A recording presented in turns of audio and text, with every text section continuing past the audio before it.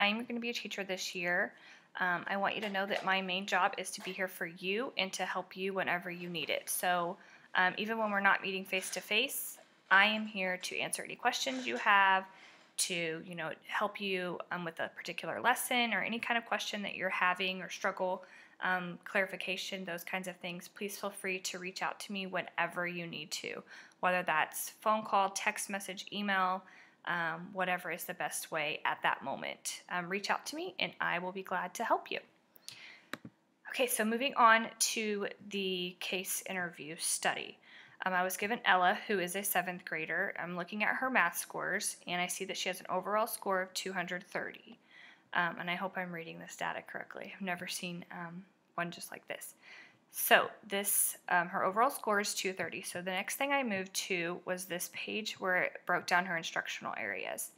I noticed that right off the bat, number and operations is a lot lower of a score than the rest of them and her overall score. So I wanted to take a look at that and see why, what's causing that to be such a weak area. So when I went through there, I was reading all through the standards and I kept seeing place value. And it started with a 2nd grade level understanding of place value, and then it kept popping up. Every grade level there was a place value standard that she was working on.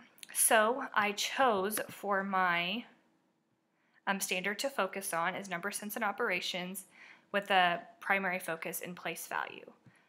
Starting simple of where she's at now, which is just decomposing and constructing numbers within 1,000. So my lesson plan objective is the student will be able to decompose, construct, and order numbers using their knowledge of place value. So I wanted to start just real simple, using the manipulatives of the base 10 blocks and showing what each one represents, and then having her work to construct numbers that I give her using those base 10 blocks, and then to switch it up and I create the number with base 10 blocks, and then she has to name the number that I created.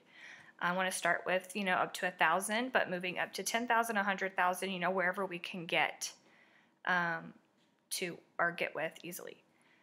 After we've done that, and I feel like she has a good understanding of that, I would want to move into creating some sort of anchor chart that she can take home with her or use for homework assignments, just kind of study every now and then so that she can remember the concept, and to allow her to personalize it so she has ownership of the tool. The big chunk of my lesson, if she's ready for it, was to expose her to the next level, which is ordering the numbers.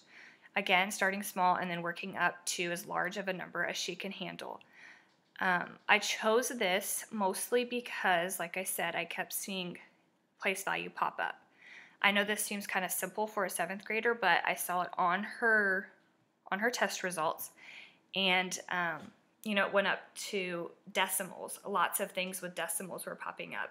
And if you don't have a good concept of just basic place value, then decimals are obviously going to be hard, which is why it's a weak area for her. So that's something I definitely wanted to start with. And then, if once she understands this and if she does well on her assessment, then we would move into, talking about that decimal and what those numbers represent and so on. For the assessment, I'm not quite sure what the expectation is. If it's something that I needed to create or that I could create, then I could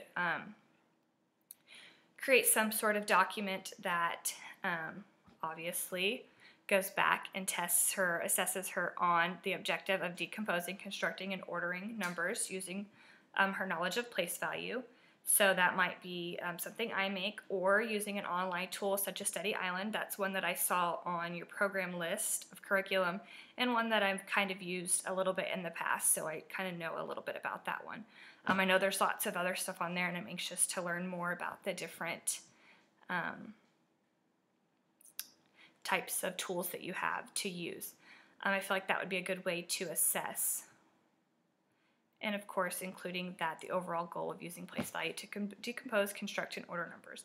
And if she doesn't do well on the assessment when she's working on her own independently, then that's something that we would do again next time. And if she does well, then we'll build upon it and we'll move to, like I said, probably decimals in using place value for that. And thank you so much for watching.